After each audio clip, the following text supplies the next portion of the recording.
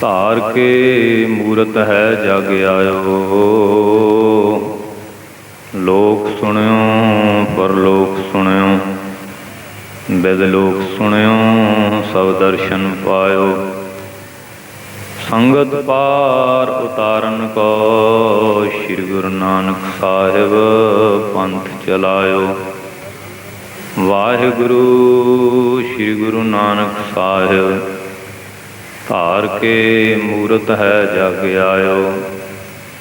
ਆਦਿ ਕਰਉ ਗੁਰਦੇਵ ਕੋ ਬੰਦਨ, ਵਾਹਿਗੁਰੂ ਮੁਖ ਮਾਹਿ ਉਚਾਰੀ। ਦੋਇ ਕਰ ਜੋਰ ਕਰਉ ਚਰਣਾ ਪਰ, ਜਾਉ ਸਦਾ ਗੁਰ ਕੋ ਬਲਿਹਾਰੀ। ਕਾਨ ਸੁਨੈ ਉਪਮਾ ਗੁਰ ਕੀ, ਗੁਰ ਮੂਰਤਿ ਧਿਆਨ ਹਿਰਦੈ ਧਾਰੀ। ਵਾਹਿਗੁਰੂ ਸ਼੍ਰੀ ਗੁਰੂ ਨਾਨਕ ਸਾਹਿਬ, ਸੇਵਕ ਸਰਣ ਗਹੀ ਦਰਬਾਰੀ। ਵਾਹਿਗੁਰੂ ਸ਼੍ਰੀ ਗੁਰੂ ਨਾਨਕ ਸਾਹਿਬ, ਸੇਵਕ ਸਰਣ ਗਹੀ ਦਰਬਾਰੀ। ਵਾਹਿਗੁਰੂ ਜੀ ਕਾ ਖਾਲਸਾ, ਵਾਹਿਗੁਰੂ ਜੀ ਕੀ ਫਤਿਹ।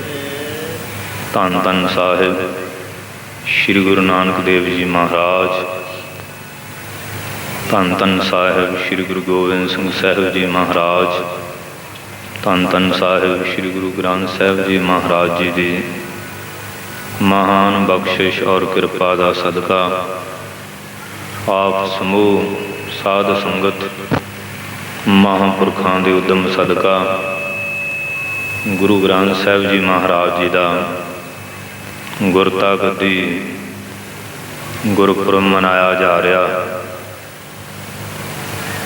ਗੁਰੂ ਘਰ ਦੇ ਅੰਦਰ ਸਤਿਗੁਰਾਂ ਦੇ ਅਵਤਾਰ ਪੁਰਬ, ਗੁਰਤਾ ਗੱਦੀ ਔਰ ਛੇਵੇਂ ਪਾਤਸ਼ਾਹ ਦਾ ਮੀਰੀ ਪੀਰੀਆਂ ਤਲਵਾਰਾਂ ਪਹਿਨਣ ਦਾ ਅਤੇ ਜੋਤੀ ਜੋਤ ਸਮਾਉਣ ਦੇ ਪੁਰਬ, ਖਾਲਸੇ ਦਾ 300 ਸਾਲਾ, ਪਹਿਲੇ ਗੁਰੂ ਸਾਹਿਬ ਜੀ ਦਾ 500 ਸਾਲਾ, ਬਾਅਦ ਵਿੱਚ 400 ਸਾਲੇ, 300 ਸਾਲਾ ਨੌਵੇਂ ਪਾਤਸ਼ਾਹ ਦਾ, 10ਵੇਂ ਗੁਰੂ ਜੀ ਦਾ ਔਰ ਖਾਲਸੇ ਦਾ ਮਨਾਇਆ ਜਾ ਚੁੱਕਿਆ। ਗੁਰੂ ਅੰਗਦ ਸਾਹਿਬ ਜੀ ਦਾ 400 ਸਾਲਾ ਮਨਾਉਣ ਦੀਆਂ ਤਿਆਰੀਆਂ ਹੋ ਰਹੀਆਂ। ਗੁਰੂ ਗ੍ਰੰਥ ਸਾਹਿਬ ਜੀ ਦਾ ਪਹਿਲਾ ਪ੍ਰਕਾਸ਼ ਅਤੇ ਗੁਰਤਾ ਗੱਦੀ। ਹੁਣ ਜੋਤੀ ਜੋਤ ਸਮਾਉਣ ਦਾ ਦਿਨ ਤਾਂ ਨਹੀਂ ਮਨਾਇਆ ਜਾਏਗਾ ਗੁਰੂ ਗ੍ਰੰਥ ਸਾਹਿਬ ਦਾ, ਕਿਉਂਕਿ ਸ਼ਬਦ ਤਾਂ ਸਦਾ ਹੀ ਜੋਤ ਸਰੂਪ ਹੈ। ਮਹਾਂਪੁਰਖਾਂ ਦੀਆਂ ਬਰਸੀਆਂ ਅਤੇ ਸ਼ਹੀਦੀ ਜੋੜ ਮੇਲੇ ਖਾਲਸਿਆਂ ਦੇ ਮਨਾਏ ਜਾਂਦੇ। ਦਾਸ ਤੋਂ ਪਹਿਲਾਂ ਬਹੁਤ ਸਾਰੇ ਗੁਰਮੁਖਾਂ ਨੇ ਬਾਣੀ ਵਿਚਾਰ ਕੀਰਤਨ ਦੁਆਰਾ ਆਪ ਸਾਰਿਆਂ ਨੂੰ ਨਿਹਾਲ ਕੀਤਾ। ਸਰਦਾਰ ਮੇਜਰ ਸਿੰਘ ਜੀ ਉਗੋ ਕੇ ਉਹਨਾਂ ਨੇ ਵੀ ਵਿਚਾਰ ਪ੍ਰਗਟ ਕੀਤੇ ਹਨ ਅਤੇ ਇੱਕ ਗੱਲ ਉਹਨੇ ਬੜੀ ਕੀਮਤੀ ਦੱਸੀ ਹੈ ਕਿ ਗੁਰੂ ਗ੍ਰੰਥ ਸਾਹਿਬ ਜੀ ਦਾ ਸਥਾਪਨਾ ਦਿਵਸ ਨਹੀਂ, ਗੁਰੂ ਗ੍ਰੰਥ ਸੋ ਦਰਬਾਰ ਸਾਹਿਬ ਧਰਮ ਦੀ ਸਿੱਖਿਆ ਦਾ ਕੇਂਦਰ ਹੈ। ਅਕਾਲ ਤਖ਼ਤ ਤੋਂ ਸਾਨੂੰ ਧਰਮ ਨੀਤੀ ਦੀ ਸਿੱਖਿਆ ਮਿਲਦੀ। ਇੱਕ ਧਰਮ ਨੀਤੀ, ਰਾਜਨੀਤੀ ਔਰ ਕੁਟਲ ਨੀਤੀ। ਰਾਜਨੀਤੀ ਤਾਂ ਉਹ ਆ ਜਿਹੜੀ ਰਾਜਿਆਂ ਵਾਲੀ, ਕੁਟਲ ਨੀਤੀ ਉਹ ਆ ਜਿਹਨੂੰ ਆਪਾਂ ਕਨੀਤੀ ਕਹਿ ਦੇ, ਮਨ ਵਿੱਚ ਖੋਟ ਰੱਖ ਕੇ ਨੀਤੀ ਵਰਤੀ ਜਾਏ। ਧਰਮ ਨੀਤੀ ਉਹ ਆ ਜਿਹੜੀ ਧਰਮ ਨੂੰ ਮੁੱਖ ਰੱਖ ਕੇ ਨੀਤੀ ਮਰਜ਼ਾਦਾ ਵਰਤੀ ਜਾਏ। ਸੋ ਗੁਰੂ ਮਹਾਰਾਜ ਨੇ ਧਰਮ ਨੀਤੀ ਵਰਤੀ ਹੈ ਅਤੇ ਇਹੀ ਵਰਤਣ ਦਾ ਉਪਦੇਸ਼ ਦਿੱਤਾ। ਸੋ ਸਾਧ ਸੰਗਤ ਜੀ, ਗੁਰੂ ਗ੍ਰੰਥ ਸਾਹਿਬ ਇੱਕ ਸ਼ਬਦ ਦੀ ਵਿਆਖਿਆ, ਉਹ ਸ਼ਬਦ ਕਿਹੜਾ ਹੈ? ਇੱਕ ਓਅੰਕਾਰ। ਇਹਦੀ ਵਿਆਖਿਆ ਮੂਲ ਮੰਤਰ ਹੈ। ਮੂਲ ਮੰਤਰ ਦੀ ਵਿਆਖਿਆ ਸ਼੍ਰੀ ਜਪਜੀ ਸਾਹਿਬ ਹੈ। ਜਪਜੀ ਸਾਹਿਬ ਦੀ ਵਿਆਖਿਆ ਸਾਰਾ ਗੁਰੂ ਗ੍ਰੰਥ ਸਾਹਿਬ। ਓਅੰਕਾਰ ਜਿਹੜਾ वो बीज स्वरूप है। ओंकार आद कथनी अनाथ, ओंकार पूर धुन रहा। ये ओंकार जड़ा भारती मत दर्पण के अंदर सब नालों प्राचीन शब्द, शब्द बहुत है रब के नाम नाल संबंधित जुड़े हुए। कोई कीर्तन कह लो, कीर्तन कह लो, ये शब्द बहुत प्राचीन। भारत विच जिन्ने भी मत हैं उन्हीं सारियां ने इस शब्द को अपनाया। कोई भी मत ऐसा नहीं, जैनी लै लो, बोधी लै लो, वैदिक मत वाले लै लो, अथवा जिहड़े जंतर मंत्र तंत्रां वाले हैं, उन्हां दा भी मंत्र उदों तक अधूरा है जदों तक ओम या नवे शब्द इहदे संपट विच वो अपने मंत्र नूं नहीं रखदे। गज के बोलो। इन्हां दो शब्दां दे संपट विच हर एक मंत्र जदों तक इन्हां दा संपट नहीं दिता जाता, हर एक मंत्र, हर एक जंतर, हर एक तंत्र अधूरा। बल्कि जड़ा बजंतर डंडा है ये भी ओंकार नाल ही पूरा, क्योंकि ओंकार तो बिना डंडा भी अधूरा है। जे कल्ला ही डंडा फड़ लीए फिर तो नादर शाह वाला काम बन जाता ना, चंगेज खां वाला बन जाता, अहमद शाह अब्दाली वाला डंडा बन जाता। तो जे नाल ओंकार होवे फिर बंदे बहादुर वाली तलवार रहिंदी है। गज के बोलो। इस करके ओंकार इधर भी महाराज ने मंगलाचरण किया, एक ओंकार सतगुर प्रसाद। माइयो तुहानू भाजड़ ज़्यादा पै गई, की गल? माइयां दा अखाड़ा पट होना शुरू हो गया, हाले सिंह तो टिके हुए, ना तो मीह ही चढ़िया कि पाथियां सामभणियां, ना बालन सामभण वाला ही काम है। मझां चोण का टाइम ओवर हो गया, जां जाके चो लियो, थोड़े मिनटां की गल है, इस तरह ना करो कि बरसी जी होती है। सो साध संगत जी गल चल रही सी शब्द की, एक ओंकार सतगुर प्रसाद। इहदे अंतरगत गुरु ग्रंथ साहिब विच सारे मंगलाचरण चाहे वड्डे है चाहे छोटे, एक ओंकार ते सतगुर प्रसाद इहदे अंतरगत है सारे मंगलाचरण। ते जो दसम पातशाह ने मंगलाचरण वरत्या, एक ओंकार उन्हीं भी लिया, उन्हीं साध संगत जी सूरवीरता के ढंग नाल जोड़िया। एक ओंकार श्री वाहिगुरु जी की फतह। भाई संतोख सिंह ने दोनों इकट्ठे कर दिते। एक ओंकारा सतगुरु तह प्रसाद सच होए, वाहिगुरु जी की फतेह विघन बनासन। ये दोनों ही मंगलाचरण इकट्ठे करते हैं, भेद करते। गुरु नानक जी वाला भी ते दसम गुरु जी वाला भी इकत्र कर देते। सो गुरु ग्रंथ साहब जो है, इस बाणी की आरंभता सुल्तानपुर लोधी संत घाट स्थान पर की है। सचखंडों ये मूल मंत्र लिया, आरंभता उत्थे की ते मरदाने नूं रबाब भी उत्थे दिता। रागी सिंह तुहानू खुश करने वास्ते कह गया कि मरदाने ने रबाब पुठा फड़ लिया। सीधे गुरु का चेला कभी पुठा रबाब नहीं फड़ता हुंदा। जिन्हां दा गुरु सीधा होवे ना, उन्हां दे चेले कोई भी काम पुठा नहीं करते, वो हमेशा सीधा ही करते। हुण अजकल इउं होया, पुठे गुरुआं दे चेलियां ने पुठे काम कीते, उहदा भास तुहाडे ते भी पै गया।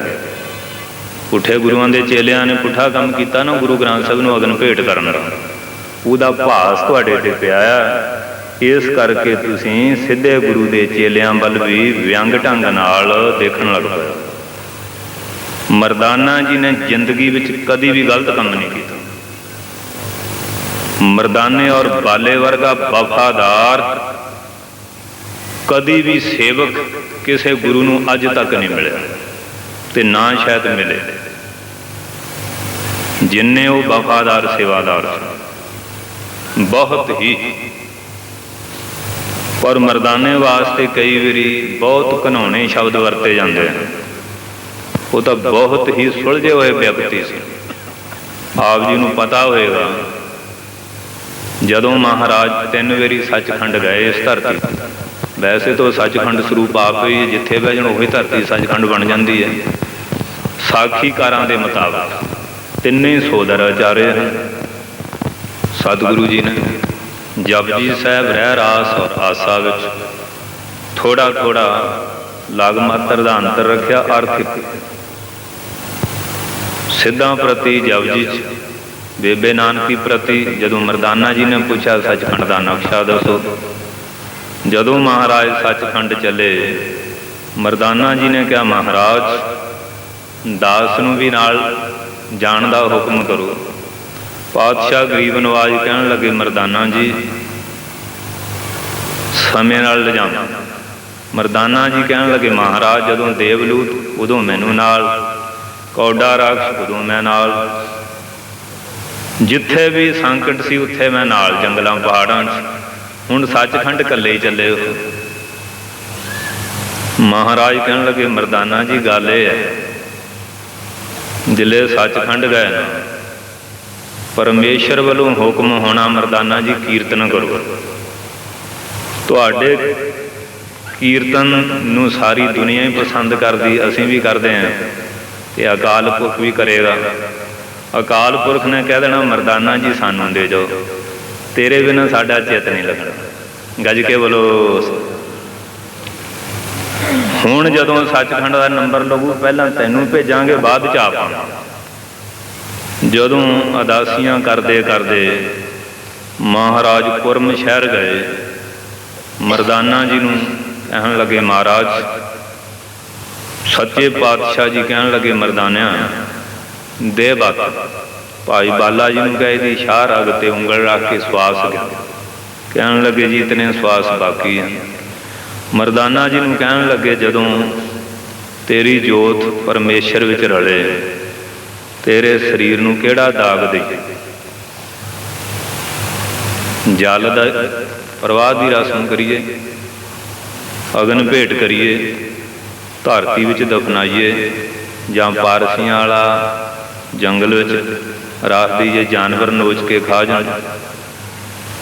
कहन लगा मरदाना जी ये शरीर, मरदाना जी कहन लगे हे गरीब नवाज ये शरीर मेरा, ये सब कुछ आप दी बख्शिश, जड़ा आप जी नूं चंगा लगदा वो कर लो। महाराज कहंदे फिर संस्कार कर।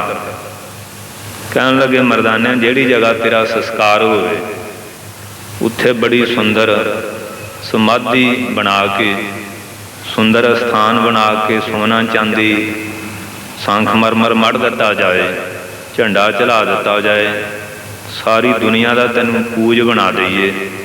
मरदाना जी कहन लगे महाराज इन्हां पंजां तत्तां दी मड़ोली चों कढ़ के हुण इटां बट्टियां दी मड़ोली च पसा रहे हो, हुण किरपा करके मैनूं अपने नाल अभेदता बख्शो।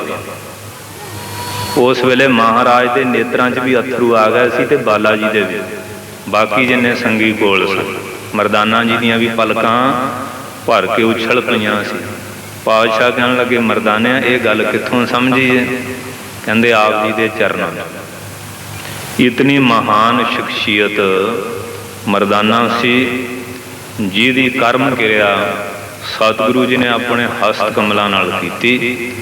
अपना चादरा ते बाले वाला चादरा पाया सी, आप ही कीर्तन सोले दे शब्द पढ़े, तिन्ने उस वेले तिन्ने ही सी। ते चौथे ते पंजवें दा पंजवें पातशाह ने शामिल किया। अरदास भी महाराज ने, झंडा भी महाराज ने जगाया, फिर सारी क्रिया भी की, सब कुछ संभाल के। और मरदाने दे दो साहबजादे सी, शहजादा ते रजादा, दो लड़कियां सन, शहजादी ते रजादी। एक नूं उस सेवा विच महाराज ने उत्थे बहाया। कहण तो भाव साध संगत जी मरदाना जी इतने महान सन। ਰਾਗੀ ਸਿੰਘ ਬਹੁਤ ਸੁੰਦਰ ਕੀਰਤਨ ਕਰਦੇ ਹਨ। ਇਹ ਨਾ ਸਮਝੋ ਬਹੁਤ ਸੁਲਝ, ਬਹੁਤ ਸਿਆਣ। ਰਾਗਾਂ ਵਿੱਚ ਉਹਨਾਂ ਨੇ ਗੁਰੂ ਮਹਾਰਾਜ ਦੀ ਬਾਣੀ, ਦਸਮ ਦੀ ਬਾਣੀ ਬਹੁਤ ਹੀ ਠਾਠ ਬੰਨ੍ਹਿਆ। ਫਿਰ ਗੁਰੂ ਰਾਮਦਾਸ ਜੀ ਦੇ ਦਰਬਾਰ ਦੇ ਬੜੇ ਸਤਿਕਾਰਯੋਗ ਹਨ। ਸੋ ਸਾਧ ਸੰਗਤ ਜੀ, ਅਸੀਂ ਬੇਨਤੀ ਕਰਦੇ ਹਾਂ ਕਿ ਗੁਰੂ ਕੇ ਜਿਹੜੇ ਪਿਆਰੇ ਹਨ ਉਹ ਕਦੇ ਵੀ ਬਸੁਰ ਨਹੀਂ ਹੁੰਦੇ। ਦੁੱਧ ਵਿੱਚ ਮੱਖੀ ਹੋਵੇ ਨਾ, ਦੁੱਧ ਡੋਲੀ ਦਾ ਨਹੀਂ, ਮੱਖੀ ਕੱਢ ਕੇ ਪੀ ਵੀ ਲਈਦਾ ਤੇ ਭੁਲਾ ਵੀ ਲਈਦਾ। ਜਿੰਨਾ ਕੀਰਤਨ ਕੀਤਾ ਨਰੋਲ ਉਹਨਾਂ ਨੇ ਤੁਹਾਨੂੰ ਦੁੱਧ ਹੀ ਭੁਲਾਇਆ। ਪਰ ਜੇ ਮਾੜੀ ਜਿਹੀ ਮੱਖੀ ਮੁੱਖੀ ਆ ਜਾਏ ਕਿ ਦੁੱਧ ਥੋੜ੍ਹੀ ਡੋਲਦਾ, ਦੁੱਧ ਤੇ ਸਾਹਮਣੇ ਹੀ ਪਏਗਾ ਨਾ, ਕਿਵੇਂ ਕੰਮ ਚੱਲੂਗਾ। ਮੱਖੀ ਕੱਢ ਦੇਣੀ ਚਾਹੀਦੀ। ਦੁੱਧ ਦਾ ਵਜਨ ਵੀ ਉਨਾ ਹੀ ਰਹਿੰਦਾ, ਪਰਾਂ ਨਾ ਕਿੰਨਾ ਕੁ ਲੈ ਜਾਊ ਵਿਚਾਰੀ। ਸੋ ਸਾਧ ਸੰਗਤ ਜੀਓ, ਇਸ ਕਰਕੇ ਆਓ, ਧਿਆਨ ਦਿਓ। ਅੱਜ ਹੈ ਗੁਰੂ ਗ੍ਰੰਥ ਸਾਹਿਬ ਜੀ ਗੁਰਤਾ ਗੱਦੀ ਦਾ ਸਮਾਗਮ। ਹੁਣ ਮੈਂ ਤੁਹਾਡੇ ਅੱਗੇ ਇੱਕ ਪ੍ਰਸ਼ਨ ਰੱਖਣ ਲੱਗਾ। ਗੁਰੂ ਨਾਨਕ ਸਾਹਿਬ ਨੂੰ ਗੱਦੀ ਕਿਹਨੇ ਦਿੱਤੀ ਸੀ? ਤੁਹਾਨੂੰ ਇਹ ਮੰਨਣਾ ਪਏਗਾ ਉਹ ਧੁਰੋਂ ਹੀ ਗੁਰੂ ਸਨ, ਆਪ ਹੀ ਗੱਦੀਆਂ ਦੇਣ ਵਾਲੇ ਸਨ। ਉਹਨੀ ਨੌਵਾਂ ਨੂੰ ਗੱਦੀ ਦਿੱਤੀ, ਗੁਰੂ ਨਾਨਕ ਨੂੰ ਗੱਦੀ ਕਿਹਨੇ ਦਿੱਤੀ? ਉਹ ਖੁਦ ਹੀ ਜਗਤ ਗੁਰੂ ਸਨ। ਫਿਰ ਗੁਰੂ ਗ੍ਰੰਥ ਸਾਹਿਬ ਜੀ ਦੇ ਅੰਦਰ ਗੁਰੂ ਨਾਨਕ ਦੀ ਬਾਣੀ ਵੀ ਮੌਜੂਦ ਹੈ। ਜੇ ਗੱਦੀ ਦੀ ਰਸਮ ਮੰਨੀਏ ਫਿਰ ਇਹ ਮੰਨਣਾ ਪਊਗਾ ਕਿ ਗੁਰੂ ਨਾਨਕ ਨੂੰ ਵੀ ਕਿਸੇ ਨੇ ਗੱਦੀ ਦਿੱਤੀ, ਕਿਉਂਕਿ ਗੁਰੂ ਨਾਨਕ ਸਾਹਿਬ ਦੀ ਬਾਣੀ ਗੁਰੂ ਗ੍ਰੰਥ ਸਾਹਿਬ ਦੇ ਅੰਦਰ ਮੌਜੂਦ ਹੈ। ਜਿੰਨੀ ਬਾਣੀ ਵੀ ਗੁਰੂ ਗ੍ਰੰਥ ਸਾਹਿਬ 'ਚ ਵਰਤੀ ਗਈ ਹੈ ਉਹ ਨਾਨਕ ਪਦ ਦੇ ਸਰਲੇਖ ਥੱਲੇ ਲਿਖੀ ਗਈ ਹੈ ਔਰ ਗੁਰੂ ਨਾਨਕ ਦੇ ਮੰਗਲਾਚਰਨ ਦੇ ਅੰਤਰਗਤ ਲਿਖੀ ਗਈ ਹੈ। ਇੱਕ ਓੰਕਾਰ ਸਤਿਗੁਰ ਪ੍ਰਸਾਦ, ਚਾਹੇ ਉਹ ਸੰਤ ਦੀ ਬਾਣੀ ਹੈ ਚਾਹੇ ਭਗਤ ਦੀ ਬਾਣੀ ਹੈ, ਮੰਗਲਾਚਰਨ ਗੁਰੂ ਨਾਨਕ ਦਾ ਹੀ ਵਰਤਣਾ। ਇਸ ਕਰਕੇ ਜੇ ਗੁਰੂ ਨਾਨਕ ਧੁਰੋਂ ਗੁਰੂ ਹੈ ਤੇ ਜਿਹੜੀ ਬਾਣੀ ਹੈ ਇਹ ਵੀ ਧੁਰੋਂ ਹੀ ਗੁਰੂ ਹੈ। ਇਸੇ ਕਰਕੇ ਦਾ ਨਾਮ ਹੈ ਧੁਰ ਕੀ ਬਾਣੀ ਆਈ ਤਿੰਨ ਸਗਲੀ ਚਿੰਤ ਮਟਣ, ਕਿਉਂਕਿ ਇਹ ਸ਼ਬਦ ਮਹਾਰਾਜ ਨੇ ਵਰਤੇ ਕਿ ਪਵਨ ਆਰੰਭ ਸਤਿਗੁਰ ਮਤ ਵੇਲਾ, ਕਬਨ ਗੁਰੂ ਜਿਸ ਕਾ ਤੂੰ ਚੇਲਾ। ਉੱਥੇ ਮਹਾਰਾਜ ਨੇ ਕਿਹਾ ਸ਼ਬਦ ਗੁਰੂ ਸੁਰਤ ਧੁਨ ਚੇਲਾ। ਸ਼ਬਦ ਨੂੰ ਗੁਰੂ ਤੇ ਮਹਾਰਾਜ ਹੀ ਕਹਿ ਗਏ। ਫਿਰ ਇਹਨੂੰ ਗੁਰਤਾ ਪਦ ਕਿਹਨ ਦਿੱਤਾ? ਗੁਰਤਾ ਪਦ ਕਿਹਨ ਦਿੱਤਾ? ਕਿਉਂਕਿ ਗੁਰੂ ਨਾਨਕ ਦੀ ਬਾਣੀ ਵਿੱਚ ਮੌਜੂਦ ਹੈ, ਪਹਿਲੇ ਗੁਰੂ ਸਾਹਿਬਾਂ ਦੀ ਬਾਣੀ ਮੌਜੂਦ ਹੈ, 10ਵੇਂ ਪਾਤਸ਼ਾਹ ਦੀ ਬਾਣੀ ਗੁਰੂ ਗ੍ਰੰਥ ਸਾਹਿਬ ਦੇ ਵਿੱਚ ਦਰਜ ਨੇ। 10ਵੇਂ ਪਾਤਸ਼ਾਹ ਨੇ 5 ਪੈਸੇ ਨਲੇਰ ਜੋ ਪਹਿਲੇ ਗੁਰੂਆਂ ਦੀ ਮਰਜ਼ਾਦਾ ਸੀ, ਗੁਰੂਆਂ ਨੂੰ ਸਾਖੀ ਜਾਣ ਕੇ ਗੁਰੂ ਗ੍ਰੰਥ ਸਾਹਿਬ ਦੀ ਰਸਮ ਕੀਤੀ ਹੈ। ਗੁਰੂ ਗ੍ਰੰਥ ਸਾਹਿਬ ਦੀ ਬਾਣੀ ਅਨਾਦਿ ਕਾਲ ਤੋਂ ਗੁਰੂ ਸਰੂਪ ਹੈ। ਗੱਜ ਕੇ ਬੋਲੋ। ਉਹਨੇ ਰਸਮ ਨਵੀਂ ਨਹੀਂ ਕੀਤੀ, ਜੋ ਪਹਿਲੇ ਗੁਰੂ ਸਾਹਿਬ ਕਰਦੇ ਆਏ ਸੀ ਨਾ, ਕਿਉਂਕਿ ਉਹਨਾਂ ਤੋਂ ਪਹਿਲੇ ਬਜ਼ੁਰਗ ਗੁਰੂਆਂ ਦੀ ਬਾਣੀ, ਬਜ਼ੁਰਗ ਗੁਰੂਆਂ ਦੀ ਬਾਣੀ। 10ਵੇਂ ਪਾਤਸ਼ਾਹ ਨੇ 5 ਪਿਆਰਿਆਂ ਨੂੰ ਆਪਣੀ ਪਾਵਰ ਦਿੱਤੀ ਹੈ, ਕਿਉਂਕਿ ਉਹ ਉਹਨਾਂ ਦੇ ਚੇਲੇ ਸੀ। ਜਿਹੜਾ ਗੁਰੂ ਗ੍ਰੰਥ ਸਾਹਿਬ ਹੈ ਉਹ 10ਵੇਂ ਪਾਤਸ਼ਾਹ ਦੇ ਵੀ ਗੁਰੂਆਂ ਦੀ ਬਾਣੀ ਹੈ। ਇਸ ਕਰਕੇ 10ਵੇਂ ਪਾਤਸ਼ਾਹ ਨੇ ਪਹਿਲੇ ਗੁਰੂਆਂ ਵਾਲੀ ਰਸਮ ਕੀਤੀ ਹੈ। ਜਿਹੜੀ ਸਾਧ ਸੰਗਤ ਜੀ 10ਵੇਂ ਪਾਤਸ਼ਾਹ ਨੇ ਗੱਦੀ ਦਿੱਤੀ ਹੈ ਉਹ ਚਮਕੌਰ ਸਾਹਿਬ 5 ਪਿਆਰਿਆਂ ਤੇ ਕਿਰਪਾ ਕੀਤੀ ਹੈ, ਜਾਂ ਆਨੰਦਪੁਰ ਜਿੱਦਣ ਖਾਲਸਾ ਸਾਜ ਦਿੱਤਾ ਸੀ। ਗੱਜ ਕੇ ਬੋਲੋ। ਕਿਉਂਕਿ ਪਹਿਲੇ 9 ਗੁਰੂ ਉਹ ਉਹਨਾਂ 9 ਗੁਰੂਆਂ ਦੇ ਅੰਤਰਗਤ ਹੈ ਭੇਦ ਸਰੂਪ, ਪਰ ਲੌਕਿਕ ਮਰਜ਼ਾਦਾ ਨਾਲ ਉਹਨਾਂ ਦੇ ਉਚੇਲੇ ਸਨ। ਗੱਜ ਕੇ ਬੋਲੋ। ਉਹ ਕਦੀ ਵੀ ਮਰਜ਼ਾਦਾ ਦੇ ਖਿਲਾਫ ਕੰਮ ਨਹੀਂ ਸੀ ਕਰਦੇ, ਹਮੇਸ਼ਾ ਮਰਜ਼ਾਦਾ ਵਿੱਚ ਹੀ ਵਰਤਦੇ ਸੀ। 9 ਗੁਰੂਆਂ ਦੀ ਬਾਣੀ ਨੂੰ ਉਹਨਾਂ ਨੇ 9 ਗੁਰੂਆਂ ਨੂੰ ਸਾਖੀ ਜਾਣ ਕੇ ਸ਼ਬਦ ਗੁਰੂ ਨੂੰ ਪਹਿਲੇ ਗੁਰੂਆਂ ਦੀ ਮਰਜ਼ਾਦਾ ਦੁਆਰਾ ਸਨਮਾਨ ਕਰਕੇ ਸਿੱਖਾਂ ਨੂੰ ਸਮਝਾਇਆ ਕਿ ਭਾਈ ਮੇਰੇ ਹੁੰਦਿਆਂ ਵੀ ਮੇਰੇ ਤੋਂ ਬਾਅਦ ਵੀ ਜੋ ਮੇਰੇ ਤੋਂ ਪਹਿਲਾਂ ਪਹਿਲੇ ਗੁਰੂ ਕਰ ਗਏ ਉਹੀ ਤੁਹਾਡਾ ਸ਼ਬਦ ਗੁਰੂ, ਉਹ ਤੁਹਾਡਾ ਸ਼ਬਦ ਗੁਰੂ। ਫਿਰ ਪੰਕਤੀਆਂ ਆਪਾਂ ਪੜ੍ਹਦੇ ਹਾਂ, ਬਾਣੀ ਗੁਰੂ, ਗੁਰੂ ਹੈ ਬਾਣੀ ਵਿੱਚ, ਬਾਣੀ ਅੰਮ੍ਰਿਤ ਸਾਰੇ। ਹੁਣ ਇਹਦੇ ਨਾਲ ਇੱਕ ਹੋਰ ਵਿਚਾਰ ਕਰਾਂਗੇ। ਆਮ ਸਾਡੇ ਸਿੱਖਾਂ 'ਚ ਇਹ ਗੱਲ ਚੱਲ ਰਹੀ ਕਿ ਸ਼ਬਦ ਗੁਰੂ ਨੂੰ ਮੰਨਣਾ। ਸ਼ਬਦ ਤੋਂ ਉੱਪਰ ਦੋ ਚੀਜ਼ਾਂ, ਇੱਕ ਤਾਂ ਹੈ ਨਿਰਗੁਣ, ਇੱਕ ਹੈਗਾ ਸਰਗੁਣ। ਜਿਹੜਾ ਸ਼ਬਦ ਹੈ ਉਹਦਾ ਸੰਬੰਧ ਸਰਗੁਣ ਨਾਲ ਹੈ। ਜੇ ਦਸੇ ਗੁਰੂ ਸਰਗੁਣ ਸਰੂਪ ਨਾਂ ਧਾਰਦੇ, ਗੁਰੂ ਗ੍ਰੰਥ ਰੂਪੀ ਸ਼ਬਦ ਦਾ ਸਾਨੂੰ ਦਰਸ਼ਨ ਨਹੀਂ ਸੀ ਹੋਣਾ। ਸ਼ਬਦ ਵੀ ਕਿਸੇ ਤੋਂ ਉਚਾਰਿਆ ਗਿਆ, ਸ਼ਬਦ ਨੂੰ ਕੋਈ ਉਚਾਰੇਗਾ ਆਪਣੇ ਆਪ ਤੇ ਸ਼ਬਦ ਨਹੀਂ। ਸ਼ਬਦ ਨੂੰ ਉਚਾਰਨ ਵਾਲੀ ਵੀ ਕੋਈ ਹਸਤੀ ਹੈ, ਉਹ ਹੈ ਗੁਰੂ ਸਾਹਿਬਾਨ। ਪਹਿਲਾਂ ਨਿਰਗੁਣ, ਫਿਰ ਸਰਗੁਣ, ਫਿਰ ਤੀਏ ਨੰਬਰ ਤੇ ਆ ਗਿਆ ਸ਼ਬਦ। ਸ਼ਬਦ ਉਚਾਰਿਆ ਕਿਉਂ, ਕੀ ਲੋੜ ਪਈ ਸ਼ਬਦ ਉਚਾਰਨ ਦੀ? ਜੇ ਇਕੱਲਾ ਬੰਦਾ ਹੋਵੇ ਉਹ ਕਿਹਨੂੰ ਸ਼ਬਦ ਬੋਲ ਕੇ ਦੱਸੂਗਾ? ਸ਼ਬਦ ਉਚਾਰਨ ਦਾ ਕੋਈ ਕਾਰਨ। ਤੁਸੀਂ ਮੈਨੂੰ ਪ੍ਰਸ਼ਨ ਕਰੋਗੇ, ਮੈਂ ਪ੍ਰਸ਼ਨ ਦੇ ਉੱਤਰ ਵਿੱਚ ਕੋਈ ਸ਼ਬਦ ਬੋਲਾਂਗਾ। ਜੇ ਤੁਹਾਡਾ ਕੋਈ ਪ੍ਰਸ਼ਨ ਹੀ ਨਹੀਂ ਤਾਂ ਮੈਂ ਉੱਤਰ ਕੀ ਦੇਵਾਂਗਾ? ਗੁਰੂ ਸਾਹਿਬ ਜਗ੍ਹਾ ਜਗ੍ਹਾ ਜਾਂਦੇ ਰਹੇ, ਲੋਕਾਂ ਨੇ ਉਹਨਾਂ ਨੂੰ ਪ੍ਰਸ਼ਨ ਕੀਤੇ, ਪ੍ਰਸ਼ਨ ਦੇ ਜਿਹੜੇ ਉੱਤਰ ਦਿੱਤੇ ਹੈ, ਗੁਰੂ ਔਰ ਸਿੱਖ ਦਾ ਜਿਹੜਾ ਸੰਵਾਦ ਆ ਉਹਦਾ ਨਾਮ ਗੁਰਬਾਣੀ ਹੈ। ਗੁਰੂ ਔਰ ਸਿੱਖ ਦਾ ਜਿਹੜਾ ਸੰਵਾਦ ਆ ਉਹ ਗੁਰਬਾਣੀ। ਗੁਰੂ ਦੇ ਅੱਗੇ ਸਿੱਖ ਆਇਆ, ਚਾਹੇ ਉਹ ਤਰਕਵਾਦੀ ਸੀ, ਸ਼ੰਕਾਵਾਦੀ ਸੀ, ਜਾਂ ਜਗਿਆਸੂ ਸੀ, ਜਾਂ ਗਿਆਨੀ ਸੀ, ਜਾਂ ਕੋਈ ਦੁੱਖ ਦਾ ਮਾਰਿਆ ਹੋਇਆ ਆਇਆ, ਕਿਸੇ ਢੰਗ ਨਾਲ ਵੀ ਆਇਆ। ਗੁਰੂ ਨੇ ਉਹਦਾ ਹਰ ਤਰ੍ਹਾਂ ਦਾ ਦੁੱਖ ਨਿਵਰਤ ਕੀਤਾ, ਉਹ ਸੰਤੁਸ਼ਟ ਹੋ ਕੇ ਗਿਆ। ਗੁਰੂ ਔਰ ਚੇਲੇ ਦੇ ਜਿਹੜੇ ਸੰਬੰਧਿਤ ਵਚਨ ਹਨ ਉਹਦਾ ਨਾਮ ਗੁਰਬਾਣੀ। ਔਰ ਇਸੇ ਧਰਤੀ ਤੇ ਵਚਨ ਹੋਇਆ ਸਾਰੇ। ਇੱਥੇ ਦਾ ਇਤਿਹਾਸ ਸਾਰਾ ਵਰਣਨ ਕੀਤਾ ਜਾ ਰਿਹਾ, ਕਿਸੇ ਹੋਰ ਲੋਕ ਦਾ ਨਹੀਂ ਹੈ। ਸੁਨਹੁ ਦਰਾਨੀ ਸੁਨਹੁ ਜਠਾਨੀ, ਅਚਰਜ ਏਕ ਭਇਓ, ਸਾਤ ਸੂਤਨ ਮੁੰਡੀਏ ਖੋਏ, ਇਹ ਮੁੰਡਿਆ ਕਿਉਂ ਨਾ ਮੁੜੋ। ਇਹ ਕਾਸ਼ੀ 'ਚ ਉਹਦੀ ਮਾਂ ਦੇ ਨਾਲ ਸਾਰਾ ਵਾਰਤਾਲਾਪ ਦਰਾਣੀਆਂ ਜਠਾਣੀਆਂ ਦਾ ਹੋਇਆ। ਸਹੰਸਰ ਦਾਨ ਦੇ ਇੰਦਰ ਰਵਾਇਆ, ਪਰਸਰਾਮ ਰੋਵੈ ਘਰ ਆਇਆ। ਇਹ ਸਾਰਾ ਸ਼ਬਦ ਬਾਚ ਲਓ, ਇਸ ਧਰਤੀ ਦੇ ਦ੍ਰਿਸ਼ਟਾਂਤ ਹੋਏ। ਸੁਲਹੀ ਤੇ ਨਾਰਾਇਣ ਰਾਗ ਇਸੇ ਧਰਤੀ ਤੇ। ਔਰ ਗੌਤਮ ਨਾਰ ਉਮਾਪਤ ਸੁਆਮੀ, ਸੀਸ ਧਰਨ ਸਹਿਸ ਭਗਗਾਮੀ। ਸਵਰਗ ਚੋਂ ਆ ਕੇ ਇੰਦਰ ਨੇ ਇਸੇ ਧਰਤੀ ਤੇ ਗੌਤਮ ਦੀ ਇਸਤਰੀ ਦਾ ਸਤ ਭੰਗ ਕੀਤਾ। ਉਹਨੂੰ ਜੋ ਕੁਝ ਹੋਇਆ ਤੁਹਾਨੂੰ ਪਤਾ, ਇਸ ਧਰਤੀ ਤੇ ਹੋਇਆ ਨਾ। ਗੁਰੂ ਚੇਲੇ ਦਾ ਜਿਹੜਾ ਸੰਵਾਦ ਹੋਇਆ, ਜਿੰਨੇ ਭਗਤਾਂ ਨਾਲ, ਸੰਤਾਂ ਨਾਲ, ਗੁਰੂਆਂ ਨਾਲ, ਇਸੇ ਧਰਤੀ ਤੇ ਹੀ ਹੈ। ਇਸੇ ਧਰਤੀ ਦੇ ਦ੍ਰਿਸ਼ਟਾਂਤ ਵਰਤੇ ਗਏ। ਫਿਰ ਉਹਨੂੰ ਆਪਾਂ ਧੁਰ ਕੀ ਬਾਣੀ ਕਹਿੰਦੇ। ਬਹੁਤੇ ਸਿੱਖਾਂ ਨੂੰ ਖਿਆਲ ਹੈ ਇਹ ਧੁਰ ਤੋਂ ਆਈ। ਉਹ ਧੁਰ ਕਿਹੜੀ ਜਗ੍ਹਾ ਜਿੱਥੋਂ ਆਈ?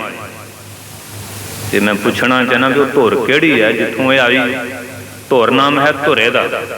ਸਾਰਿਆਂ ਦਾ ਧੁਰਾ ਸਰੂਪ ਕੌਣ ਹੈ? ਪਰਮੇਸ਼ਰ। ਉਹਦਾ ਗਿਆਨ ਦੇਣ ਲਈ 10 ਗੁਰੂਆਂ ਦੇ ਹਿਰਦੇ ਚੋਂ ਉਹਨਾਂ ਦੀ ਰਸਨਾ ਦੁਆਰਾ ਪ੍ਰਗਟ ਹੋਏ। ਗੱਜ ਕੇ ਬੋਲੋ। ਜੇ ਉਹ ਸਰਗੁਣ ਸਰੂਪ ਨਾ ਧਰਦੇ, ਬਾਣੀ ਕਿਵੇਂ ਪੈਦਾ ਹੁੰਦੀ? ਬਾਣੀ ਕਿਵੇਂ ਪੈਦਾ ਹੁੰਦੀ? ਇਸ ਤੋਂ ਬਾਅਦ ਜਿਨ੍ਹਾਂ ਨੇ ਉਹ ਬਾਣੀ ਸੁਣੀ, ਮੰਨੀ, ਜਿਨ੍ਹਾਂ ਦੀ ਸੰਤੁਸ਼ਟੀ ਹੋ ਗਈ, ਉਹ ਸਿੱਖ ਬਣ ਗਏ। ਜਿਹੜਾ ਉਸ ਬਾਣੀ ਦੀ ਮਨੌਤ ਵਾਲਾ ਉਹ ਗੁਰੂ ਆ। ਜਿਨ ਬਾਣੀ ਦੁਆਰਾ ਪਰਮਾਰਥ ਦੀ ਸਮਝ ਦੇਤੀ, ਜਿਨ ਮੰਨ ਲਈ, ਉਹ ਸਿੱਖ ਬਣ ਗਿਆ। ਉਹਦਾ ਨਾਮ ਸਿੱਖ ਹੈ।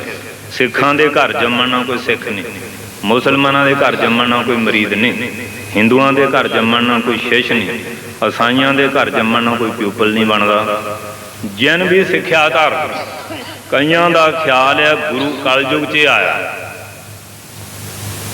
सिख भी हुणे जम्मिया, ये भी गल गलत। गुरु भी अनादि है, सिख भी अनादि है, गुरबाणी भी अनादि है, अकाल पुरख भी, गुरमत भी अनादि।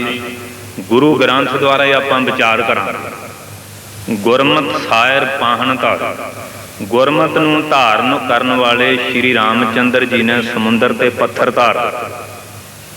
गुरमत ऋषिकेश गोवर्धन धारे। गुरमत नूं धारण करन वाले कृष्ण जी ने चीची उंगल ते गोवर्धन पर्वत चक लिया। ये गुरु ग्रंथ साहिब दे अंदर दृष्टांत। आपां तां गुरमत की भी रजिस्ट्री कराई है कि साडे कोले ही है, ते इंतकाल साडे नाल ही है गुरमत दा। जिन भी गुरमत धार लई, चाहे वह सतयुग विच सी, चाहे त्रेते विच सी, चाहे द्वापर विच सी, कहंदे सरबर पर गिरबर तरे तरबर के पात। समुंदर दे उत्ते पहाड़ एवं तरे जिमें पानी दे उत्ते दरखत दा पत्ता तरदा। उन्हां कोल गुरमत नहीं सी। असीं समझदे भी गुरबाणी हुणे पैदा हुई, जदों परमेश्वर भी पहलां तो ही है, गुरु भी पहलां तो ही है, सिख भी ते गुरु दी गुरबाणी भी अनादि है। महाराज कहंदे हन गुप्ती बाणी प्रगट हो गई। बाणी तो सी, जदों साडे हिरदे कलूखत हो गए, ये बाणी दा भाव साडे हिरदे चों लोप हो गया, ते महाराज ने साडे हिरदे शुद्ध करके इस बाणी दा भाव साडे हिरदे च फेर प्रगट कर दिता। सूरज कदों मिटदा, धरती दे हेर फेर ना दीदा। गुरबाणी जां गुरबाणी दा करता कदों खत्म होंदे? सिख भी ते अनादि है। प्रहलाद सिख नहीं सी, धरू सिख ने आ गुरु ग्रंथ साहिब दे विच बैठे। आसा दी वार दा अखीरला तुसीं यही पढ़दे छंद। हर जुग जुग भगता पाया, पैज रखदा आया राम राज। हरनाक्ष दुष्ट हर मारिया, प्रहलाद तरा। एक बारी एक महापुरुष कहन लगे गुरु ग्रंथ साहिब की बाणी तो बिना कल्याण नहीं हो सकता। मैं कहा संत जी ये दसो, जिस दिन गुरु ग्रंथ साहिब इस रूप में नहीं सी आया, पहले युगां दे जिन्ने बंदगी वाले सी सारे नरकां नूं गए, वो बजिद रहा। मैं कहा संत जी ये गल दसो, तुसीं हरीचंद राजे की भाई गुरदास की वार पढ़ी? कहंदा मैं तो पढ़ाउंदा भी है। मैं कहा फिर आदा अर्थ दस दो। राती जाए सुने गुरबाणी। हरीचंद राजा सतयुग च होया, तारा उहदी राणी हुई। वो सतयुग च किहड़ी गुरबाणी सी जिन्हों तारा सुनदी हुंदी सी, जाके जोड़ी जोड़ी खड़ाऊं प्राणी बन गई सी। संत जी ते संत जी दे चेले वेखण लग पए। गुरबाणी वरती चौह जुग अंतर। यदा चौहां जुगां च वरत रही है। गुरु जदों भी आउंदा उहदी रसना दे वाक ही गुरबाणी, सब नाद वेद गुरबाणी। चाहे वह लिखत विच आए चाहे नहीं आए, गुरु जो रसना तो बचन बोलदा उहदा नाम गुरबाणी है। गुरु की मत का नाम गुरमत है। जिसने उस मत नूं मन लिया उहदा नाम गुरसिख है। असीं गुरु महाराज ने उन्हां तालां दे कंढियां नूं भन्निया, जड़े चार वर्णा और चार आश्रमां दे कंढे सी वो तोड़ दिते। महाराज तोड़ के हर किनारे तो एक नहर खिंची, दरिया खिंचिया, जिन सारी धरती नूं इस उपदेश रूपी जल नाल सरसब्ज कीता। अज असीं गुरु दे उसे उपदेश नूं जो बदल बन के महाराज बरे, उस उपदेश नूं आपां मुड़ के फेर एक सरोवर बनाउणा शुरू करता। ये गुरु ग्रंथ साहिब साडा सिखां दा। मैनूं दसो भी किहड़े सिख दे नां दे नाल गुरु ग्रंथ साहिब दी रजिस्ट्री है? किसे तख्त की रजिस्ट्री होवे? जड़ा आ गया भई अकाल की तुसीं दोहा पढ़दे हो, इहदे विच सिखन शब्द आया, सिंघन शब्द नहीं आया। आज्ञा भई अकाल की तभी चलायो पंथ सब सिखन को हुक्म है।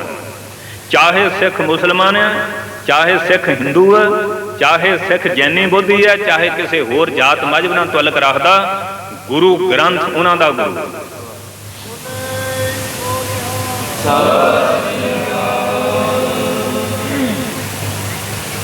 ਤੁਸੀਂ ਤਾਂ ਗੁਰੂ ਗ੍ਰੰਥ ਨੂੰ ਸੰਭਾਲਣ ਜੋਗੇ ਹੀ ਨਹੀਂ ਰਹੇ। ਤੁਹਾਤੋਂ ਆਪਣੇ ਨਿਆਣੇ ਨਹੀਂ ਸਾਂਭ ਹੁੰਦੇ, ਗੁਰੂ ਗ੍ਰੰਥ ਕਿੱਥੋਂ ਸੰਭਾਲਣਾ। ਟੈਲੀਵਿਜ਼ਨ ਵੇਖ ਲਓ, ਸ਼ਰਾਬਾਂ ਪੀ ਲਓ, ਬੀੜੇ ਚੱਬ ਕੇ ਖਾ ਲਓ, ਨਾਈਆਂ ਦੀਆਂ ਦੁਕਾਨਾਂ ਤੇ ਟਿੰਡਾਂ ਕਢਾ ਲਓ, ਇੱਧਰੋਂ ਵੇ ਲਿਆ ਕਿਤੇ। ਆਖੇ ਗੁਰੂ ਗ੍ਰੰਥ ਸਾਹਿਬ ਸਾੜ ਗਏ। ਕੋਈ ਗਵਰਨਰ ਵੱਲ ਤੁਰਿਆ ਫਿਰਦਾ, ਕੋਈ ਐਸਡੀਐਮ ਤੁਰਿਆ ਫਿਰਦਾ, ਕੋਈ ਡੀਸੀ ਵੱਲ ਤੁਰਿਆ ਫਿਰਦਾ। ਕਿਸੇ ਦੀ ਕੁੜੀ ਦੀ ਲੁੱਟ ਲੈ ਇੱਜ਼ਤ, ਉਹ ਬਾਜ਼ਾਰਾਂ 'ਚ ਜਾਂ ਗਵਰਨਰ ਤੱਕ ਮਜ਼ਾਰਾ ਕਰਦਾ ਫਿਰੇ, ਸਾਡੀ ਇੱਜ਼ਤ ਲੁੱਟ ਲਈ। ਉਹ ਬੰਦਾ ਦਾ ਸੂਰਮਾ ਜਿਹੜਾ ਇੱਜ਼ਤ ਦਾ ਬਦਲਾ ਆਪਣ ਲੈ ਕੇ ਦੱਸੇ ਵੀ ਨਾ, ਕਿਸੇ ਨੂੰ ਪਤਾ ਲੱਗੇ ਵੀ ਬਦਲਾ ਲੈ ਲਿਆ। ਕਿੱਡੀ ਸ਼ਰਮਨਾਕ ਗੱਲ ਹੈ, ਮਜ਼ਾਰੇ ਕਰਦੇ ਫਿਰਦੇ ਸ਼ਹਿਰੋਂ ਸ਼ਹਿਰ। ਸਾਡਾ ਜੀ ਗੁਰੂ ਗ੍ਰੰਥ ਸਾਹਿਬ ਸਾੜਤਾ, ਇਹਦਾ ਮਤਲਬ ਖੁਸਰਿਆਂ ਦੇ ਹੀਜੜਿਆਂ ਦੀ ਕੌਮ ਬਣ ਗਈ ਹੈ।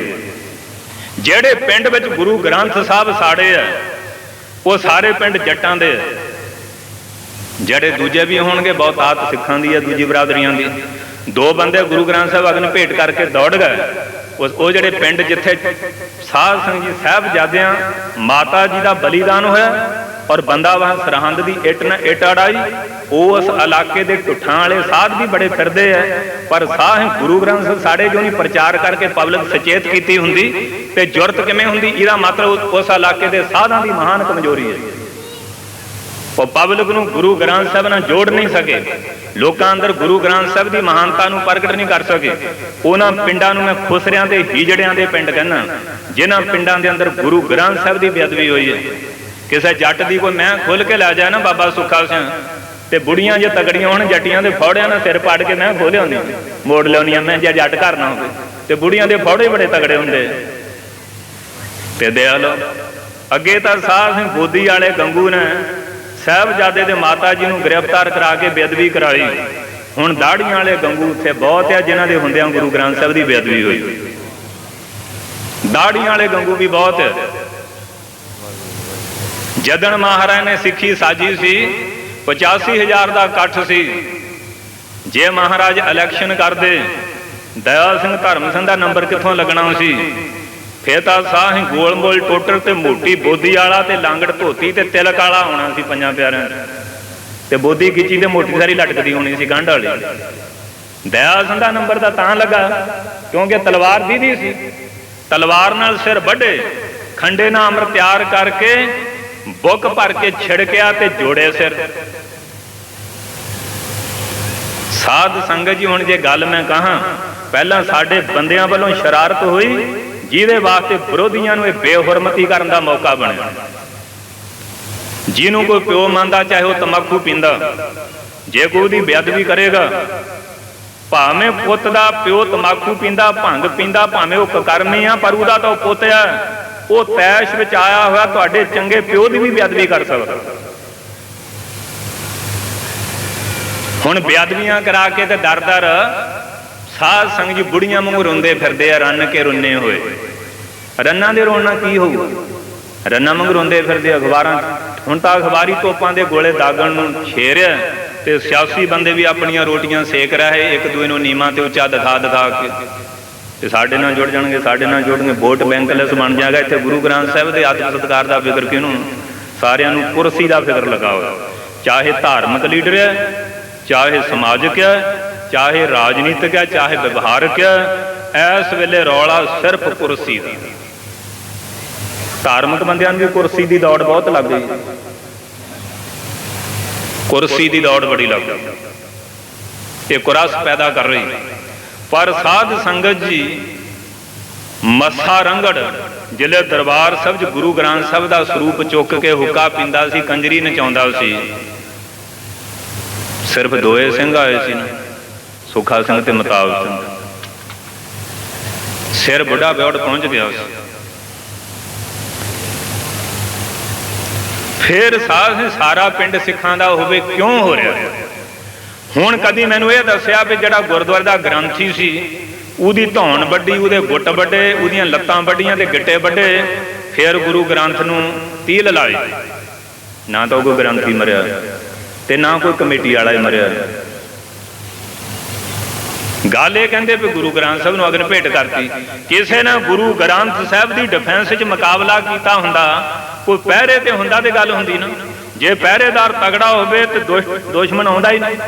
ਜਿਹੜਾ ਬੰਦਾ ਦੁਸ਼ਟ ਹੈ ਉਹਨੂੰ ਦੁਸ਼ਟ ਪਾਉਣਾ ਪਿੱਛੇ ਵੀ ਕੀਤਾ, ਹੁਣ ਵੀ ਗਾਹਾਂ ਵੀ ਕਰਦਾ ਰਹਿਣਾ। ਇਹ ਹੋ ਕਿਉਂ ਰਿਹਾ? ਇਹ ਤੁਹਾਡੀ ਕਮਜ਼ੋਰੀ ਨੂੰ ਹੋ ਰਿਹਾ, ਤੁਹਾਡੀ ਕਮਜ਼ੋਰੀ ਨੂੰ ਹੋ ਰਿਹਾ। ਜਿਹੜਾ ਬੰਦਾ ਅਣਖੀ ਹੋਵੇ ਉਹਦੀ ਧੀ ਭੈਣ ਨੂੰ ਕੋਈ ਬੁਰਾ ਤੱਕਦਾ, ਤੇ ਜਿਹੜਾ ਬੰਦਾ ਬੇਗੈਰਤਾ ਹੋਵੇ, ਗਰੀਬ ਦੀ ਕੁੜੀ ਸਾਰਿਆਂ ਦੀ ਭਾਬੀ ਬਣ ਜਾਂਦੀ ਹੈ, ਉਹਨੂੰ ਸਾਰੇ ਭਾਬੀ ਕਹਿਣਗੇ, ਟਿਚਰਾਂ ਕਰਨਗੇ ਉਹਨੂੰ। ਜਿਹੜਾ ਅਣਖ ਵਾਲਾ ਬੰਦਾ ਹੋਵੇ, ਅਣਖ ਵਾਲੇ ਬੰਦੇ ਪਿੰਡ ਵਿੱਚ ਰਹਿੰਦੇ ਹੋਣ, ਤੇ ਸਾਧ ਸੰਗਤ ਜੀ ਇਹੋ ਜਿਹੀ ਘਟਨਾ ਕਿਉਂ ਹੋ ਸਕਦੀ ਹੈ? ਇਹ ਤੁਹਾਡੇ ਮੂੰਹ ਦੇ ਤੇ ਬਹੁਤ ਤਕੜੀ ਕਰਾਰੀ ਚਪੇੜ ਮਾਰੀ ਹੈ ਕਿ ਸਿੱਖ ਜਿਹੜੇ ਗੁਰੂ ਗ੍ਰੰਥ ਜੀ ਮਾਨਿਓ, ਗੁਰੂ ਗ੍ਰੰਥ ਜੀ ਮਾਨਿਓ ਦਿਨ ਰਾਤ ਪੜ੍ਹਦੇ ਆ, ਅੱਜ ਗੱਲਾਂ ਜੋਗੇ ਰਹਿ ਗਿਆ, ਗੁਰੂ ਗ੍ਰੰਥ ਨੂੰ ਗੁਰੂ ਮੰਨਣ ਤੇ ਮਨਾਉਣ ਜੋਗਾ ਨਹੀਂ ਕੋਈ ਰਹਿ ਗਿਆ। ਇਹ ਤਾਂ ਨਮੋਸ਼ੀ ਦੇ ਸਾਗਰ 'ਚ ਨਾ ਲੋਕਾਂ ਨੇ ਕਰਤੂਤ ਕਰਕੇ ਡੁੱਬਿਆ। ਮੈਂ ਤਾਂ ਕੱਲ ਉੱਥੇ ਬੇਗੋਵਾਲ ਗਿਆ ਸੀ, ਬਾਬਾ ਪ੍ਰੇਮ ਸਿੰਘ ਦਾ ਜਨਮ ਦਿਨ ਮਨਾਇਆ। ਉੱਥੇ ਵੀ ਕਿਹਾ, ਮੈਂ ਕਿਹਾ ਵੀ ਪਹਿਲੀ ਗੱਲ ਤਾਂ ਇਸ ਜ਼ਿਲ੍ਹੇ 'ਚ ਆਪਾਂ ਰਹਿੰਦੇ ਹੁੰਦਾ ਨਾ, ਤੇ ਜੇ ਹੋ ਗਿਆ ਤੇ ਸੁੱਕਾ ਜਾਣਾ ਹੋਊਗਾ। ਪੁਲਿਸ ਵਾਲਿਆਂ ਕੋਲ ਜਾਣ ਦੀ ਲੋੜ ਨਹੀਂ, ਲੀਡਰਾਂ ਕੋਲ ਬਾਤ ਤੇ ਪਾਉਣ ਦੀ ਲੋੜ ਨਹੀਂ। ਜਿਹੜਾ ਆ ਜਾਏ ਨਾ, ਜਿਵੇਂ ਉਸ ਵੇਲੇ ਤੁਹਾਨੂੰ ਫੁਰੇ ਉਵੇਂ ਕਰ ਲਓ। ਤੇ ਤੁਸੀਂ ਵੀ ਅੰਮ੍ਰਿਤਸਰੀਓ ਸੁਣ ਲਓ ਗੱਲ, ਕਿਉਂਕਿ ਤੁਹਾਡੇ ਤੇ ਬਾਅਦ ਚ ਹੋਣੀ ਹੈ।